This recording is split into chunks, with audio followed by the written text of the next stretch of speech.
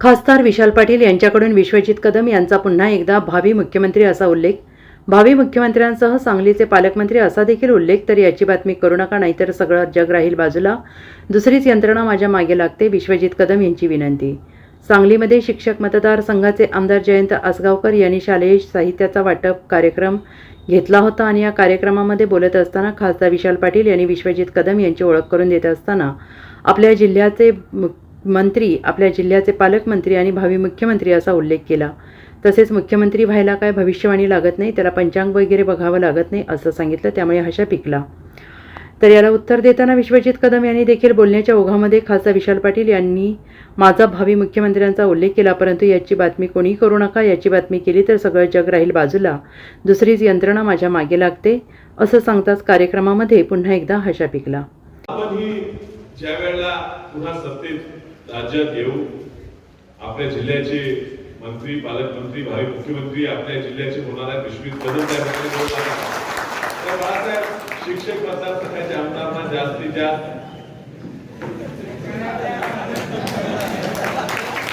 त्याला काय भविष्यवाणी लागत नाही, त्याला काय ते पंचांगीच्या मला लागत नाही. ते घडणार आहे आणि ते लोक ठरवणार आहे. कारण खास करून ह्या सांगलीच्या शिक्षकांनी कायम सातत्याने एक पुरोगामी विचार पाळला आणि ह्या पुरोगामी विचार जो त्यांनी पाळलाय, इथं उपस्थित असणारे सर्वच सन्माननीय विशालदादांचं मनोगत आपण सर्वांनी ऐकलं. आदरणीय विक्रम दादांनी आज बराच बॅकलॉग भरून काढलेला आहे आणि या ठिकाणी आदरणीय जयंतराव आसगावकर सरांनी सुद्धा त्यांचं मनोगत इथं व्यक्त केलेलं आहे. प्रथमतः सर्व पत्रकारांना आणि विशेषतः इलेक्ट्रॉनिक चॅनलवाल्यांना विनंती, विशाल पाटील काही बोलले असतील ते सोडून द्या. कृपया करून त्याची ब्रेकिंग न्यूज करू नका. माझी विनंती आहे तुम्हाला, कारण ते आमचे बंधू आहेत आणि आमचं सध्या एकदम जिव्हाळ्याचं घट्ट नातं आहे. म्हणून भावनेच्या आधारे प्रेमापोटी काही गोष्टी ते सांगलीकरांच्या वतीने बोलत असतील, पण तो फार विषय उगाच काहीतरी त्याच्यावर बातमी करू नका अशी माझी नम्र विनंती तुम्हाला.